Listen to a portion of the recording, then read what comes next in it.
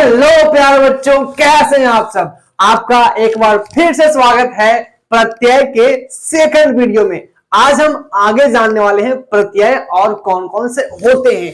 तो देर किस बात का है, मैं हूं विक्रम आदित्य शर्मा। चलिए शुरू करते हैं। तो यहां पर मैंने लिख लिया है तीसरा नंबर प्रत्यय। इसके पहले मैंने दो प्रत्यय बता दिया है इसके फर्स्ट लेक्चर में। अगर आपने नहीं देखा है जाकर देख लीजिएगा, लिंक डिस्क्रिप्शन बॉक्स में दिया हुआ है। तो आइए समझते हैं क्या कहता है तुमुन प्रत्यय। तो सबसे पहले कि तुमुन प्रत्यय के जुड़ने से लास्ट में अंत में तुम लग जाता है। क्या कहता है, समय बेला आदि कार्यवाची और निमित्तार्थक क्रियापद में तुमुन प्रत्यय का प्रयोग किया जाता है। अब हमें यह समझना है कि बताइए भैया निमित्तार्थक क्या होता है, इसका मतलब क्या होता है। क्योंकि मैं हमेशा कहता हूं ना, आपको समझना है, रटना तो बिल्कुल नहीं है। तो आइए इसका मतलब समझते हैं, नहीं इसको पहले पढ़ लेते हैं। तुमुन प्रत्यय का प्रयोग के लिए अर्थ में किया जाता है। तो पहले तो यह समझते हैं कि निमित्तार्थक क्रियापद क्या होता है। तो इसका मतलब होता है कि ऐसा क्रियापद या ऐसा सेंटेंस जिसमें एक सेंटेंस पे दूसरा सेंटेंस निर्भर रहता है। जैसे एग्जांपल समझेंगे अच्छे तरीके से समझ में आएगा। तो मैंने यहाँ पे दो एग्जांपल ले लिया है, ठीक है। पहला है पढ़ने का समय है। अभी क्या मैंने कहा आपको, समय या बेला, बेला मतलब भी समय ही होता है, टाइम ही होता है। तो जब टाइमिंग का बोध हो ना तो हम तुमुन प्रत्यय का प्रयोग करते हैं। जैसे कि यहाँ पे है पढ़ने का समय है, तो यहाँ टाइमिंग का बोध हो रहा है, तो इसको हम बनाएंगे तुमुन प्रत्यय का इस्तेमाल करके। पढ़ने का यानी पठी तुम मतलब पढ़ने का, समय यानी कि समय, और है यानी कि अस्ति। तो पठितुम समय अस्ति मतलब पढ़ने का समय है। ये बनकर तैयार है, कोई दिक्कत नहीं। तो ऐसे बनाया जाता है। एक और लिया है मैंने, वह पढ़ने के लिए विद्यालय जाता है। देखिए ये जो है ये सेंटेंस ये निमित्तार्थक क्रियापद वाला है। कैसे, देखिए वह पढ़ने के लिए विद्यालय जाता है, तो इसमें दो काम हो रहा है, एक पढ़ने के लिए, एक विद्यालय जाना। तो जाने का काम जो है वो किस लिए हो रहा है, किस पे आश्रित है। जाने का जो काम है वो पढ़ने पर आश्रित है। यानी जो जाया जा रहा है वो किस लिए जाया जा रहा है, पढ़ने के लिए जाया जा रहा है। तो इसी को कहते हैं निमित्तार्थक क्रियापद। तो इसको कैसे बनाएंगे, तो सबसे पहले तो मैं यहाँ पे नंबर 2 देता हूं ताकि आपको कंफ्यूज ना हो। नंबर 2 यहां से बनाना शुरू किया है। तो वह यानी कि सह, वह यानी कि सह किसके लिए जा रहा है, पढ़ने के लिए जा रहा है। और अभी हमने आपको क्या कहा था कि के लिए के अर्थ में तुमुन प्रत्यय का प्रयोग किया जाता है। तो पढ़ने के लिए इसका संस्कृत क्या होगा, तो इसका संस्कृत होगा पाठ में अगर हम तुमुन प्रत्यय जोड़ देते हैं पठितुम बन जाता है, और पठितुम का मतलब हो जाता है पढ़ने के लिए, है ना आसान। विद्यालय जाता है तो विद्यालयम गच्छति, विद्यालयम गच्छति, विद्यालयम गच्छति, गच्छति मतलब कि जाता है, ठीक है। तो ये है सिंपल सा नियम जो ये कहता है। तो इसलिए मैं आपको कहता हूं ना कि हर चीज को समझो। अगर आप समझोगे आसानी से कभी भी कुछ भी बना लोगे।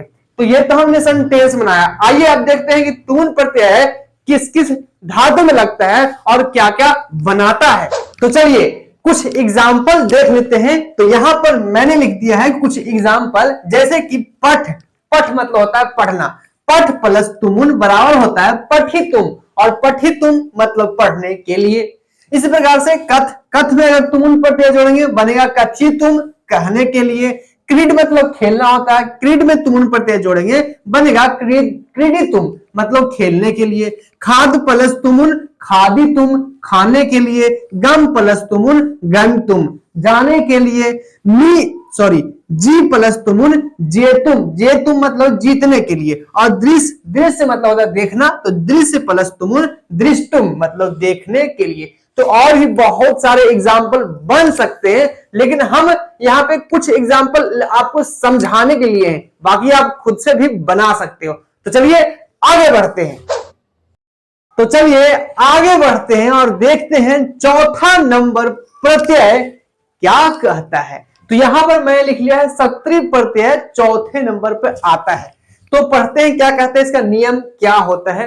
तो सत्री प्रत्यय एक कार्य को करते हुए जब साथ में अन्य कार्य भी किया जाता है, मतलब एक काम कर रहे हैं और साथ ही साथ एक और काम भी कर रहे हैं, दोनों एक साथ कर रहे हैं। तो ऐसे सिचुएशन में हम सत्री प्रत्यय का इस्तेमाल करते हैं। जैसे कि यहां पर लिख दिया है करता हुआ, करता हुआ या करती हुई, जब ऐसा हो कि दोनों काम एक साथ हो, तो इस अर्थ में अर्थ को बताने के लिए परस्मैपदी धातु में सत्री प्रत्यय का प्रयोग किया जाता है। आइए अब समझते हैं कि परस्मैपदी क्या होता है, ये क्या नया शब्द है। तो मैंने आपको पहले भी बताया है कि संस्कृत में धातु दो प्रकार के होते हैं, यानी कि क्रिया दो प्रकार के होते हैं, एक होता है परस्मैपदी और दूसरा होता है आत्मनेपदी।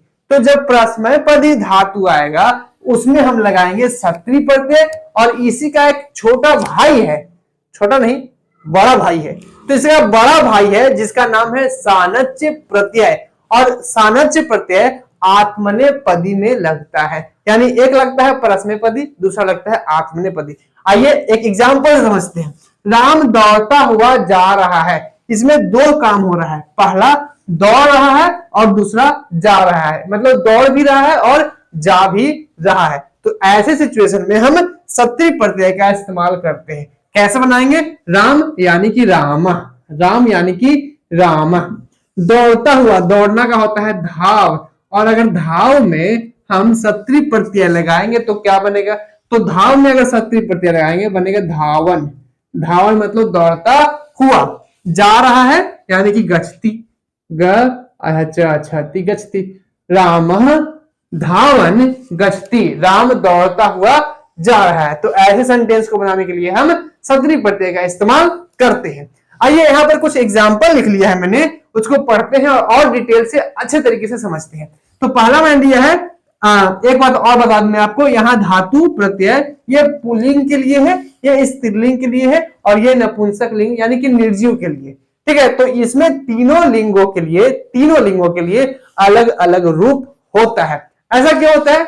इसलिए होता है क्योंकि सत्री प्रत्यय के जुड़ने से जो नया शब्द बनता है वो होता है विशेषण, और विशेषण जो है तीनों लिंगों के लिए अलग अलग हो जाता है। तो इस प्रकार से हम तीनों लिंगों में अलग अलग पढ़ेंगे। यहां पर मैंने लिख दिया है अर्च। अर्च मतलब होता है पूजा करना। अर्च में सत्री प्रत्यय जोड़ेंगे बनेगा अर्चन, और स्त्रीलिंग के लिए अर्चंती, और नपुंसक के लिए अर्चक। तो अगर इसमें से कोई भी शब्द आए और आपसे पूछे कौन सा प्रत्यय है, तो सत्री प्रत्यय, इसका मतलब होता है पूजा करता हुआ। इसी प्रकार से कथ, कथ मतलब कहना, कथ में सत्री प्रत्यय जोड़ेंगे कथयन, कथयंती, और कथयत मतलब कहता हुआ। गम मतलब जाना, सत्री प्रत्यय जोड़ेंगे गच्छन, गच्छन्ति, गच्छत मतलब जाता हुआ। एक बात मैं और आपको बता दूं, यहाँ पे क्या है, गच्छन्ति है। गच्छन्ति मतलब स्त्रीलिंग के लिए जाता हुआ, यानी कि जाती हुई कह सकते हैं, जाती हुई। तो गच्छन्ति का हिंदी क्या हुआ? जाती हुई। लेकिन एक और गच्छन्ति होता है, मैं यहां लिखता हूं, एक और गच्छन्ति होता है जिसमें जो ती है वो हर्ष ई होता है, यानी कि ये जो ती है वो मैंने इधर से उड़ाया है। तो इसका मतलब होता है बहुवचन में गच्छ धातु का लट लकार का रूप, यानी कि इसका मतलब होगा जाते हैं, बहुत सारे लोग जाते हैं।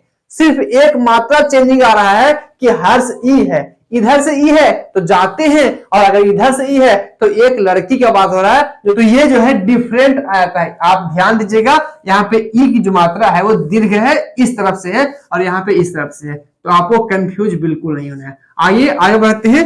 चूर मतलब होता है चोरी करना, सत्री प्रत्यय जोड़ने के बाद होता है चोरयन, चोरयन, चोरयंती, और चोरियत मतलब चुराता हुआ। दृश्य मतलब देखना होता है, सत्री प्रत्यय जोड़ने के बाद पश्यन बन गया। कैसे बन गया?